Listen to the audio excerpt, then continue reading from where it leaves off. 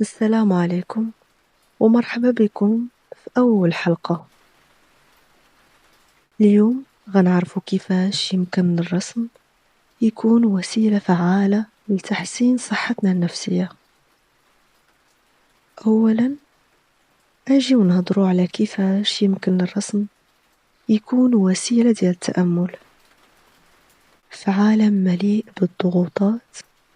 كنلقاو راسنا كنعانيو من القلق، ولكن فاش كنبداو نرسمو كنغمرو راسنا في عالم الألوان والخطوط، الحاجة اللي كتخلينا نركزو على اللحظة الحالية. هذا التركيز كيخلق حالة من الهدوء، فكنقدرو ننساو مشاغل الحياة اليومية ولو للحظة. الرسم كيتحول لتجربة مريحة كترجع لنا التوازن. ولكن الرسم ماشي غير تأمل، إنما هو وسيلة قوية للتعبير عن المشاعر.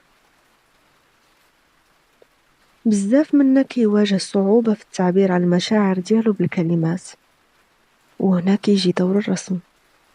فمن خلال الألوان والخطوط كنقدروا نعبروا على الفرح، الحزن والغضب، وهذا الشيء كيعاوننا نفهموا مشاعرنا بشكل أفضل. هذا التعبير يقدر يكون مفيد بشكل خاص في الأوقات الصعبة، لأنه كيمنحنا فرصة لتفريغ داكشي اللي في قلوبنا.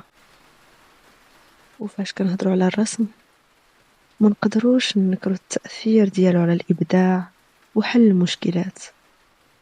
الرسم كيفتح آفاق جديدة في التفكير، كيخلينا نشوفوا الأمور من زوايا مختلفة.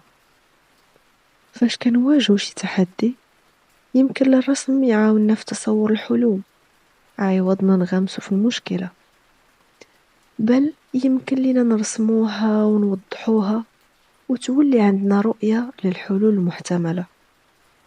هذا النوع من التفكير الإبداعي كيعزز من قدرتنا على التعامل مع التحديات اليومية.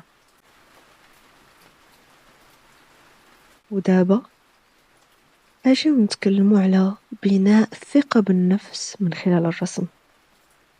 فاش كنبداو بتجربة الرسم كنكتشفوا مهارات جديدة وكنزيدوا للقدام مع الوقت. هذه التجربة كتعزز من ثقتنا في نفسنا حتى ولو ما نكونوش محترفين، لأن كل عمل كنقادوه يمكن يكون مصدر فخر. وحتى تلقي التعليقات الإيجابية ورؤية التحسن في المهارات ديالنا كيزيد من إحساسنا بالقوة والثقة. داكشي علاش حاول تخلي الرسم جزء من روتينك اليومي، وغتلاحظ كيفاش غينعكس على ثقتك بنفسك. وأخيرا غنتكلموا على أهمية المجتمع والتواصل من خلال الرسم. هذا النشاط هو ماشي مجرد تجربة فردية، ولكن يمكن يكون جسر للتواصل مع الآخرين من خلال مشاركة فرص عمل أو مجموعات رسم. غنتعرفوا على أشخاص كيشاركونا نفس الاهتمامات. هذه الروابط الاجتماعية كتضيف قيمة لتجربتنا وكتمنحنا شعور بالانتماء. الانضمام للمجتمع الفني يمكن يكون مصدر إلهام كبير ويعزز من قدرتنا على التعبير على أنفسنا. في الختام كيبان باللي الرسم هو أكثر من مجرد هواية، هو وسيلة للتأمل، تعبير عن المشاعر، تعزيز للإبداع، بناء للثقة بالنفس، ووسيلة للتواصل.